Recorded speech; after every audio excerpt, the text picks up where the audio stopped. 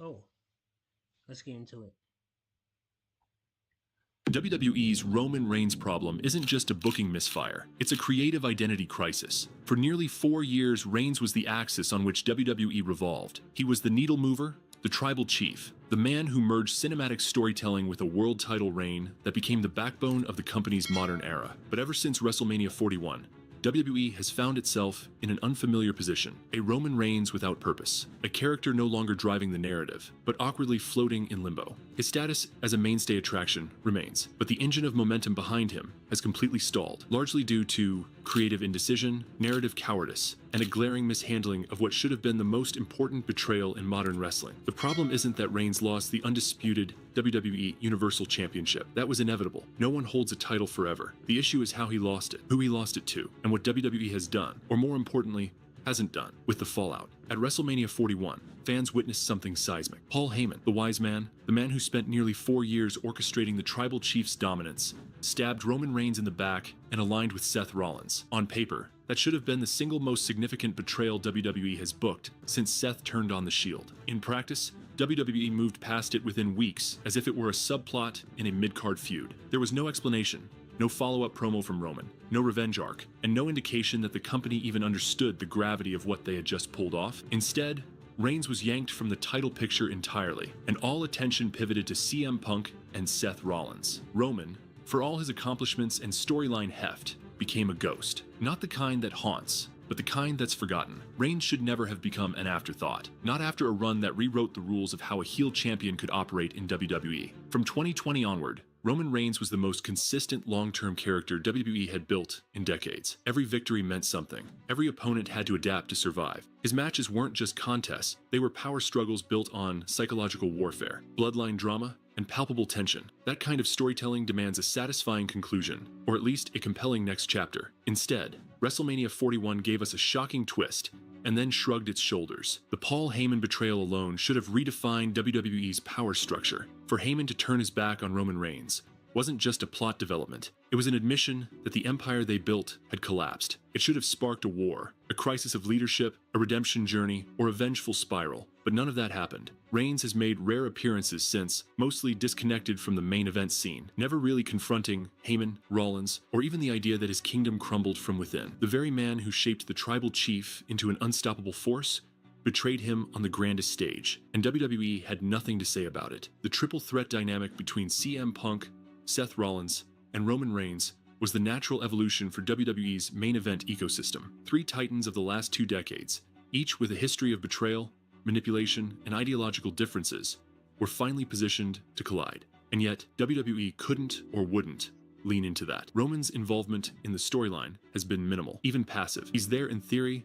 but not in execution. Punk and Rollins have dominated the screen time, the promos, and the stakes. Roman is either absent or treated like a relic, as though the company doesn't know how to integrate his mythos into the current direction. The failure to capitalize on Roman's story post-WrestleMania exposes a deeper truth. WWE doesn't have a plan for him anymore. His title reign consumed all creative oxygen for so long that without the championship, WWE seemingly doesn't know what Roman is supposed to be. They've spent years telling fans that Roman Reigns is the sun around which the WWE universe revolves. But now that the sun has dimmed, they're fumbling in the dark, hoping something else shines instead. WWE could have built the next arc around Roman's downfall and subsequent resurrection. Imagine a Roman Reigns stripped of everything: title, family, wise man, forced to reckon with the man beneath the tribal chief persona. Instead of exploring that vulnerability, or constructing a new layer to his character, WWE simply parked him in narrative purgatory, a once-in-a-generation character, rendered voiceless by indecision. Even his bloodline ties feel aimless now. Solo Sikoa has stepped into a leadership role, but WWE hasn't clearly established whether Roman endorses this shift or resents it. There's no internal conflict, no tension, just vague teases with no delivery. Jey Uso is off doing his own thing on Raw. Jimmy is in and out of the picture, and the family empire Roman built has cracked into fragments without any reaction from its architect. The Bloodline was once a faction rooted in loyalty, manipulation,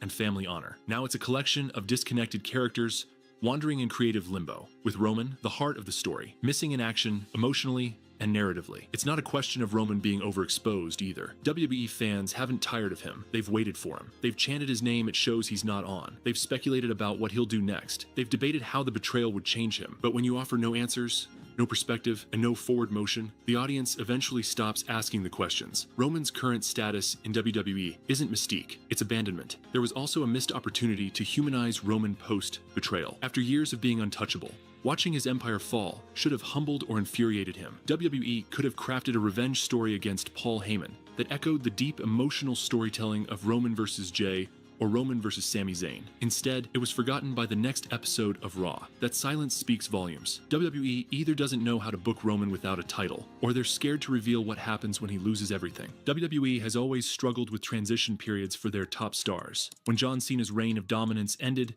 they pivoted too slowly. When The Undertaker lost his streak, the fallout was underwhelming. Roman's situation is different because he was the company's answer to all those transitional failures. They finally figured out how to make a long-term main event character work, and now that it's over, they're once again stumbling, unsure how to move forward. The truth is, Roman Reigns is too layered a character to be used sparingly without a plan. Unlike part-timers of the past, Reigns' story was built on week-to-week tension, family drama, and slow burn manipulation. He's not Brock Lesnar, whose appeal thrives on chaos and unpredictability. Roman thrives on control, presence, and emotional stakes. Removing him from the narrative without resolution doesn't protect his aura, it dilutes it. Every week he's off television without closure, fans lose a little more investment in what made the tribal chief special. Then there's the matter of Heyman himself. He hasn't explained his betrayal in any meaningful way. No monologue, no backstage sit-down, no segment that attempts to rationalize turning his back on Roman after years of worshipping him as the head of the table. For a character as verbose and manipulative as Heyman, that silence is deafening. His alliance with Rollins feels unearned, lacking the emotional depth that defined his relationship with Reigns. Without that context, Heyman's turn becomes a wasted moment, instead of a paradigm shift. WWE has a Roman Reigns problem, not because Roman failed the company,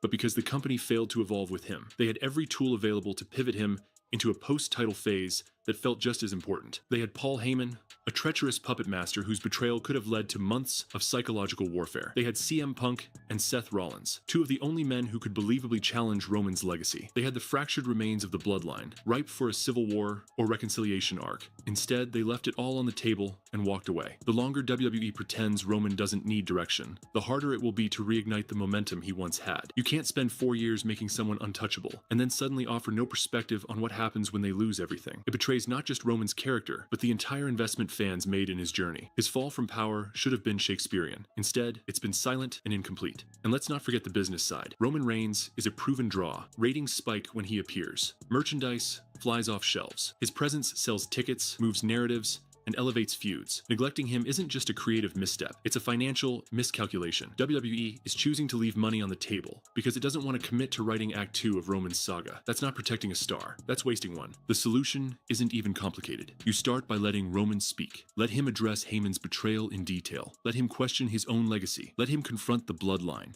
Step into the Punk-Rollins feud with fury, and remind the world who built the island of relevancy. Re-establish Roman as a threat, but more importantly, as a man trying to rebuild his kingdom. That arc is richer than any title chase. That arc could give WWE another full year of top-tier storytelling. The future of Roman Reigns is perhaps the most pressing and complex creative challenge facing WWE today. After years of dominance, a historic title reign, and a seismic character transformation into the tribal chief, Reigns now stands at a crossroads. His mythology has been built with meticulous care, from his alliance with Paul Heyman to the intricate family dynamics of the bloodline. But following his shocking betrayal at WrestleMania 41, WWE appears lost on how to evolve his story. The question is no longer about what Roman has accomplished.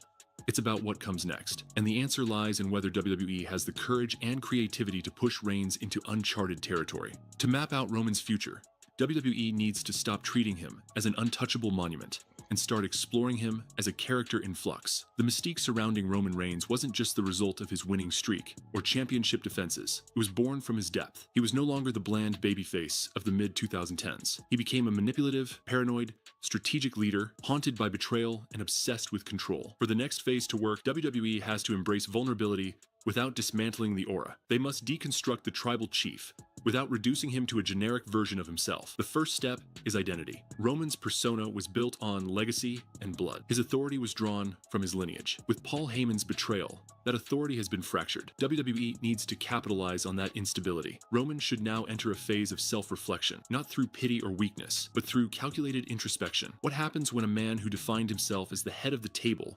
realizes the table's been taken from him? What happens when control control slips through his fingers. WWE has an opportunity to deepen Roman's character by forcing him to question his very foundation. One possible route forward is an anti-hero transformation, not a full face turn, but a shift in motivation. Roman doesn't need to pander to fans. He just needs a renewed purpose. The tribal chief motif was born from dominance. Now, a post-Empire Roman can evolve into a symbol of vengeance and legacy reclamation.